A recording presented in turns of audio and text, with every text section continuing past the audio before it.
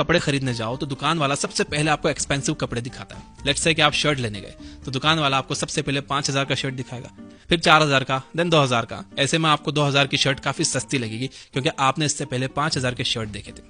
अब आप घर से सिर्फ 1,500 का बजट बनाकर निकले थे, लेकिन आप 2,000 का शर्ट खरीद कर वापस आओगे।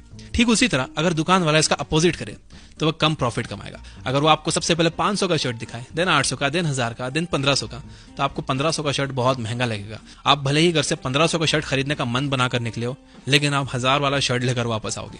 इसे एक कॉन्ट्रास्ट इफेक्ट कहते हैं।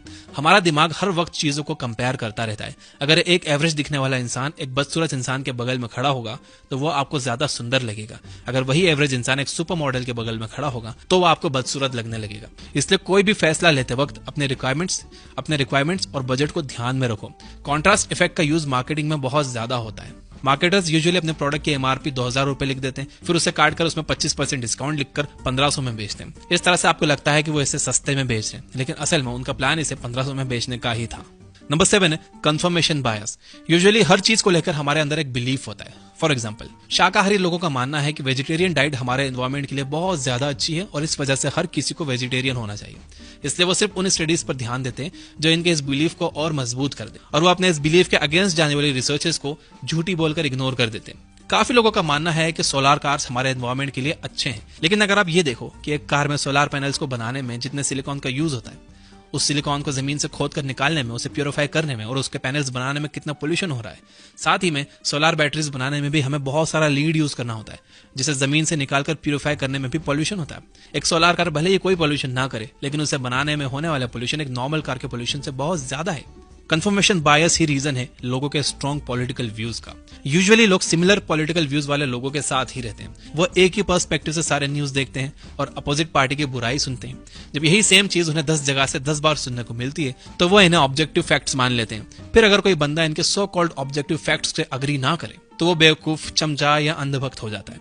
अब मैं ये नहीं बोल रहा कि आपको सोलर एनर्जी को सपोर्ट नहीं करना चाहिए। मैं ये बोल रहा हूं कि आप किसी भी इंफॉर्मेशन को सुनकर अपना मन मत बना लो।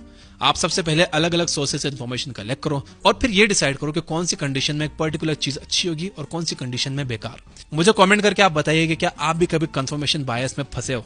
Number 8, बैडर-मैनहॉफ phenomenon. इमेजिन करो कि आपने एक न्यू कार ली। अब अचानक से कार का वही मॉडल आपको रोड पर हर जगह देखने को मिल जाता है। अब जिस शहर में जाते हो वहां कम से कम 10 लोगों ने सेम कंपनी की कार ली होती है। सिमिलरली मान लो कि आपने इस हफ्ते एक न्यू वर्ड का मीनिंग जाना। अचानक से वो वर्ड आपको बार बार सुनने और पढ़ने को मिलने लगता है। ये एक काफी स्ट्रेंथ फिनोमेनन है जिसे बैडर-मैनहॉफ फिनोमेनन कहते हैं। बेसिकली हमारा दिमाग एक पैटर्न रिकॉग्निशन मशीन है। यह हर चीज के पीछे मीनिंग और पैटर्न को खोजने की कोशिश करता है। जब तक हम किसी चीज के बारे में नहीं जान रहे होते हैं तब तक हमारा ब्रेन उसे पूरी तरह से इग्नोर कर देता है, लेकिन जैसे ही हम उस चीज के बारे में अवेयर हो जाते हैं हमारा दिमाग उसे हर जगह देखने लगता है। Number 9, Zeigarnik effect. एक होटल में एक वेटर था जो कि हर किसी के ऑर्डर को बिना लिखे याद रखता था। उसे पता होता था कि कौन सी टेबल के लोगों ने क्या ऑर्डर किया है।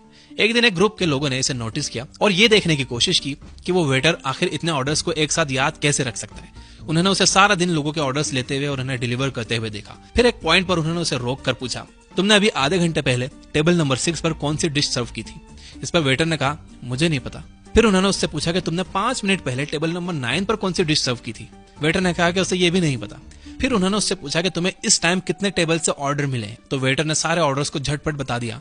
इससे उन्हें यह पता लगा कि वेटर जैसे ही एक टेबल पर ऑर्डर डिलीवर कर देता है वो उस ऑर्डर के बारे में भूल जाता है। उसे सिर्फ इनकम्प्लीट ऑर्डर्स याद रहते हैं, ना कि कंप्लीट ऑर्डर्स। इसे ही ज़ेग्नारिक इफेक्ट कहते हैं। हम कंप्लीट टास्क को याद नहीं रख पाते बल्कि इनकम्प्लीट टास्क को बहुत अच्छे से याद रख पाते हैं। अगर मैं आपसे अभी पूछूं कि इस टाइम आपको क्या क्या करना है तो आपको सब कुछ अच्छे से याद रहेगा, लेकिन अगर मैं आपसे पूछूं कि आपने कल कौन से काम किए थे या एक हफ्ते पहले कौन से बड़े काम को पूरा किया था तो आपको वो अच्छे से याद नहीं होगा। काफी सारे लोग इन्हीं अधूरे कामों की वजह से सो नहीं पाते हैं। उनके अधूरे काम उनके दिमाग में बार बार घूमते रहते हैं। अगर आपके साथ कभी ऐसी प्रॉब्लम आए तो आप उन सारे अधूरे कामों को एक पेपर पर लिख लो।